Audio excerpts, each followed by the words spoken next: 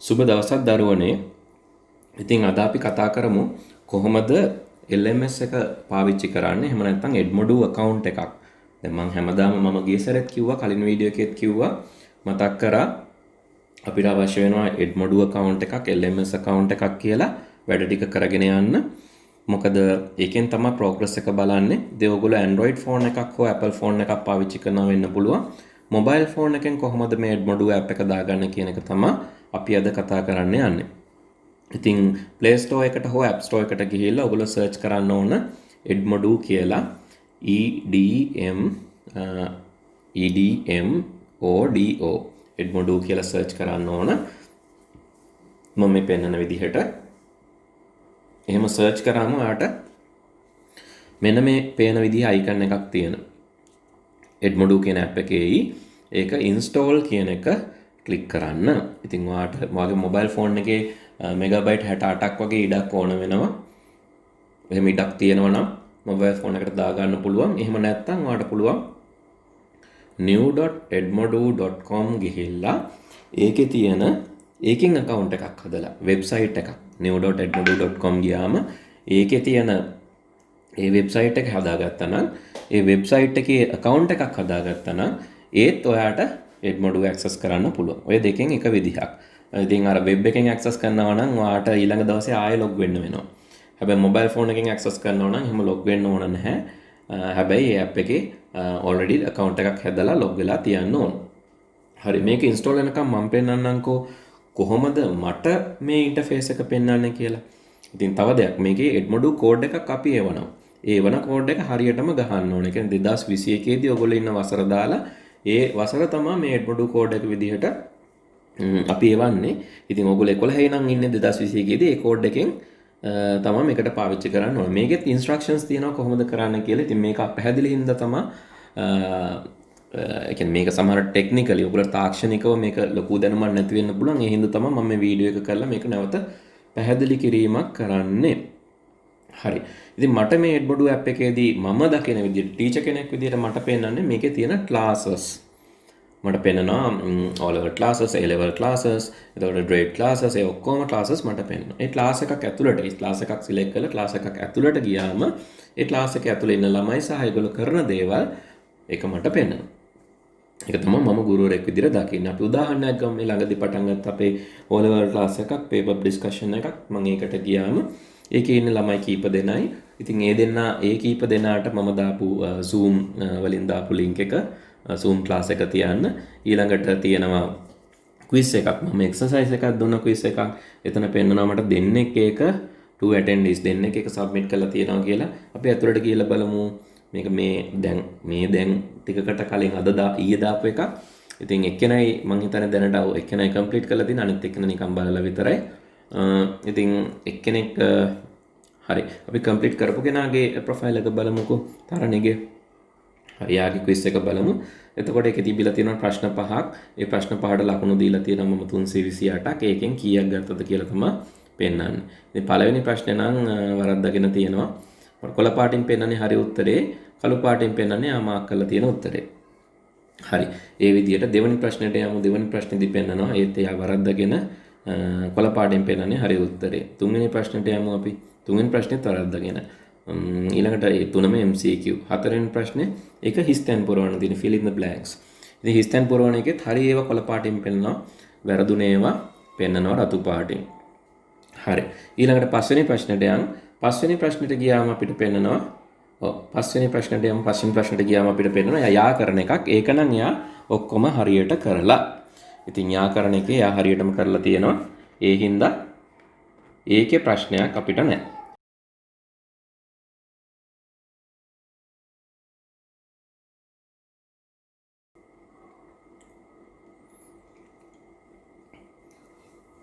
හරි. එතකොට මේ විදිහට මට පුළුවන් කොහොමද ඒ දරුවෝ ඒක කරලා තියෙන්නේ. ඒ වගේ මේ දරුවටත් මේක බලන්න පුළුවන් අනිත් පැත්තට. කොහොමද එයා උත්තර සබ්මිට් කරේ, මොනවාද හරි මොනවාද වැරදි කියන එක එයාටත් බලන්න පුළුවන්. ඒ වගේම තව දෙයක් තමයි මේ පන්තිවලට දැන් ගුරුවරයාට සහ ඒ දරුවට විතරක් නෙමෙයි පේරන්ට්ටත් මේ පන්තියට සම්බන්ධ වෙන්න පුළුවන්. ඒ කියන්නේ ඉගෙන ගන්න නෙමෙයි. ඒ වුණාට දරුවා මොනවද කරන්නේ කොච්චර දුරට එයා ලකුණු අරන් තියනවද, කොහොමද එයා දුර්වලද නැද්ද, එයා දියුණු වෙලා තියනවද, ඒ දේවල් ඔක්කොම බලන්න පුළුවන් පේරන්ට්ට. ඉතින් ඒක කරන්න පුළුවන් පේරන්ට් කෝඩ් එක කියලා එකක් තියෙනවා. දරුවා ලොග් වුණාම වම් අත පැත්තේ යටින් පල්ලෙහින් පෙන්නනවා පේරන්ට් කෝඩ් එක. ඒ කෝඩ් එක පේරන්ට්ට දුන්නාම පේරන්ට්ටත් පුළුවන් එකෙන් ලොග් වෙලා බලන්න. එහෙම නැත්නම් ඒ පේරන්ට් කෝඩ් එක හොයාගන්න බැරි නම් පේරන්ට්ලට පුළුවන් මට කියන්න. මට පුළුවන් පේරන්ට්ව ඇඩ් කරන්න. මම උදාහරණයක් පෙන්නනවා. එක පන්තියකට ගිහිල්ලා අපි බලමු. අපි යමු හරි අපි යම් පල්ලෙහා තියෙන යාර පන්තියට මම කලින් පන්තියට යමු. ඒකට ගිහිල්ලා මම ඒකේ පේරන්ට් ඔය පළවෙනි ළමයා බලන පළවෙනි දරුවගේ පේරන්ට් සම්බන්ධ වෙලා ඉන්නවා. ඊළඟ දරුවන්ගේ පේරන්ට් සම්බන්ධ වෙලා නැහැ. ඉතින් මට පුළුවන් කනෙක්ට් පේරන්ට් කියන ඔප්ෂන් එකට ගිහිල්ලා පේරන්ට්ගේ ඊමේල් එක ගහලා පේරන්ට් ඊමේල් ඉන්විටේෂන් එකක් යවන්න. එහෙමත් නැත්නම් ඒ දරුවටම පුළුවන් පේරන්ට් කෝඩ් එක දීලා සම්බන්ධ කරන්න. ඒත් එයා ඒ දරුවට එක හොයාගන්න බැරි නම්, එහෙම බැරි නම් ඒ අවස්ථාවලදී මට පුළුවන් මෙතන තියෙන පේරන්ට් කෝඩ් එක අරගෙන ඒක ලබා දෙන්න පුළුවන්. ඉතින් ඔය ක්‍රම තුනෙන් පේරන්ට්ට පුළුවන් දරුවගේ ප්‍රෝග්‍රස් එක බලන්න සහ පන්තියේ ප්‍රෝග්‍රස් එක බලන්න පුළුවන්. මොකද ඔන්ලයින් උගන්වනවා කියන එක සමහර දරුවෝ මේක හරිම මේ ඍණාත්මක විදිහට දකින්නේ සමහර අත්දැකීම් එක්ක. හැබැයි ඒක එහෙම වෙන්න අවශ්‍ය වෙන්නේ නැහැ. තාම අපේ ඩවුන්ලෝඩ් එක යන ගමන් තියෙන්නේ. හරි. මම කියන්නම් ඇයි මේක ඍණාත්මක විදිහට දකින්නේ කියලා. මොකද ඔන්ලයින් උගන්වනවා කොහොම ළමයි හිතන්නේ කම්පියුටර් ඉස්සරහින් ඉඳගෙන ඉන්නවා. ඇවිල්ලා ටීචර් පාඩම කියවුවා ඊට පස්සේ යනවා. ඉතින් එතකොට දරුවා මේක කරන දෙයක්වත් නැහැ. එයාට ටෙක්නිකල් දැනුමකුත් නැහැ. ප්‍රැක්ටිකල් එකක් කරගන්න විදියකුත් නැහැ. නිකන් දේශනාවලට අහන් ඉඳලා යනවා. ඉතින් ඒක ප්‍රමාණවත් මදි කියලා ගොඩාක් වෙලාවට දෙමව්පියෝ කියනවා. දරුවන්ටත් ඒක දැනෙලා තියෙනවා. එහෙනම් ඒගොල්ලෝ කැමති නැහැ ඔන්ලයින් ඉගෙන ගන්න. හැබැයි මෙතනදී එහෙම වෙන්නේ නැහැ. මෙතනදී වෙන්නේ දරුවා හැම වෙලේම ඉන්ටරැක්ටිව්ලි. ඒ කියන්නේ ප්‍රැක්ටිකල් එක කරනකොටත් අපි රිමෝට් ලොග් වෙලා මෙහෙන් ලොග් වෙලා අපි එයාගේ අඩුපාඩු තියෙනවද හරියට කරලා තියෙනවද කියන එක චෙක් කරනවා. මොනාරි ගැටලුවක් තියෙනවා software එකක් install කරගන්න ප්‍රශ්නයක් තිබ්බත් අපි මෙහෙන් ලොග් වෙලා රිමෝට් සපෝට් කරනවා. ඒක install කරගන්න හෝ ලොග් වෙන්න login account හදන්න රිමෝට් සපෝට් කරනවා. ප්‍රැක්ටිකල් වලටත් එහෙම සපෝට් කරනවා. ඒ විතරක් නෙමෙයි අපි ඉවැලුවේෂන් එකක් හැම වෙලෙම ෆීඩ්බැක් එකක් ගන්නවා. අපි කියලා දුන්න පාඩම කොහොමද ළමයා අරගෙන තියෙන්නේ. ඒක මනින්න තමයි අපි මේ quizzes, assignments, exams ඒවා දෙන්නේ. එතකොට ඒක මෙෂර්විල්ලක් සිද්ධ වෙනවා. ඉතින් ඒ හින්දා මේක අර එක අතකින් අප්පුඩි ගන්නවා වගේ නෙවෙයි ළමයාගේ විතරක් නෙවෙයි අපි ළමයා සහ දෙමව්පියා කියන තුන්දෙනාම සම්බන්ධ වෙලා තමයි මෙතන ඉගෙනුම් ක්‍රියාවලිය වෙන්නේ. ඉතින් ඒ හින්දා මේකේ ප්‍රතිඵලය සාමාන්‍ය ඔන්ලයින් දේශනයක් පවත්වලා ලෙක්චර් කෙනෙක් account එක close කරලා යනවා වගේ නෙවෙයි. ඊට වැඩි ප්‍රතිඵලයක් අපිට අරගන්න පුළුවන්. අපි ඒක prove කරලා තියෙනවා. මොකද practically ගත්තමත් ළමයාට තනියෙන් කරන හින්දා තමන්ගේම කම්පියුටර් එකේ තනියෙන් කරන හින්දා එයාට තියෙන දැනුම සහ එයා ඒක රිසර්ච් කරලා තනියෙන් කරලා දේවල් ලබා ගන්න අත්දැකීම් ප්‍රමාණය වැඩි. කවුරු හරි පිටිපස්සේ ඉඳගෙන එයාට නිතරම මේක කරන්න ඊළඟට මේක කරන්න කියනවට වඩා. මොකද එයා හොයනවා. බැරි වුණොත් තමයි අපෙන් අහන්නේ. බැරි වුණොත් අපෙන් අහනකොට අපි සපෝට් කරනවා. ආයෙත් එයා හොයලා කරනවා. බැරි වුණොත් ආයෙ අපෙන් අහනවා. එතකොට අපි ආයෙත් සපෝට් කරනවා. ඒ වගේ ෆීඩ්බැක් එකක් එක්ක යන ක්‍රියාවලියක් තමයි මෙතනදී වෙන්නේ. හරි එඩ්මඩු ඇප් එක මේ අතරතුරදී ඔන්න දැන් ඩවුන්ලෝඩ් වෙලා තියෙනවා. දැන් අපි ඉන්ස්ටෝල් කරගෙන තියෙන්නේ. අපි බලමු ඕපන් කරලා ඕපන් බටන් එක ක්ලික් කරාම අපිට එන ඉන්ටර්ෆේස් එක මොන වගේද කියන එක අපි ඊළඟට බලමු. ඊට පස්සේ අපි මේක ඩවුන්ලෝඩ් කරාට මදි. සමහර කට්ටිය හිතන් ඉන්නවා මෙතන මේ වැඩේ ඉවරයි. ඩවුන්ලෝඩ් කරා දැන් හරි කියලා. එහෙම වෙන්නේ නැහැ. එතනින් තව චුට්ටක් ඉස්සරහට යන්න ඕන. ඕපන් කරලා account එකක් හදන්න ඕන. හරි මම දැන් ඒ ස්ටෙප්ස් ටික ඊළඟට කියලා දෙන්නම් කොහොමද අපි account එකක් හදන්නේ කියලා. ඕපන් බටන් එක ඔබන්න. ඊට පස්සේ අපිට එනවා මේ app එක. එහෙම නැත්නම් ඔයගොල්ලෝන්ට මේක ක්ලෝස් වුණොත් ක්ලෝස් කරලා තිබ්බොත් app එක සර්ච් කරලා edmodo කියලා ගන්නත් පුළුවන්. හරි. එහෙම අපි app එක ගත්තම නැත්නම් මේ විදිහට සර්ච් කරලා ගන්න පුළුවන්. සර්ච් කරලා හෝ ඒ විදිහට ලෝඩ් කරාම ඉස්සෙල්ලාම අපිට අහනවා එතන එනවා create free account කියලා. ඉතින් අපි account එක ක්ලික් කරන්න ඕන. ඒක ක්ලික් කළා ඉස්සරහට යමු. ඉස්සරහට ගියාම අපෙන් අහනවා හරි කියන්න ඔයා ටීචර් කෙනෙක්ද ස්ටුඩන්ට් කෙනෙක්ද? වෙබ් එකේ දින ඔප්ෂන් තුනක් තියෙනවා. Teacher, student, parent. මෙතනදී අපි ස්ටුඩන්ට් කියන එක සිලෙක්ට් කරමු. ස්ටුඩන්ට් සිලෙක්ට් කරලා ඉස්සරහට ගියාම අහනවා රට මොකක්ද? කන්ට්‍රි එක ශ්‍රී ලංකා කියලා දුන්නා. එහෙම දීලා වෙලා අපි ඉස්සරහට යමු. හරි. එහෙම ගිහිල්ලා next button එක ක්ලික් කරලා ඉස්සරහට ගියාම ඊළඟට අපෙන් අහනවා ඔයා දැන් account එකක් හදන්න ඕන. මේ account එක හදන්න කලින් class code එක මොකක්ද කියලා අහනවා. දැන් අර අපි යවපු class code එකේ capital simple වරද්දන්නේ නැතුව හරියටම ඒ පන්ති කෝඩ් එක දෙන්න ඕන. capital simple නම් වරද්දන්න එපා. ඒවා වරද්දන්නේ නැතුව තමයි class code එක දෙන්න ඕන. ඒක copy paste කරන්න. එහෙම නැත්නම් හරියටම capital simple type කරලා ඉස්සරහට යන්න. හැබැයි මෙතනින් පන්තියට වව join වෙන්නේ නැහැ. ඒකත් මතක තියාගන්න. ඊට පස්සේ අපිට තියෙනවා account එකක් හදන්න.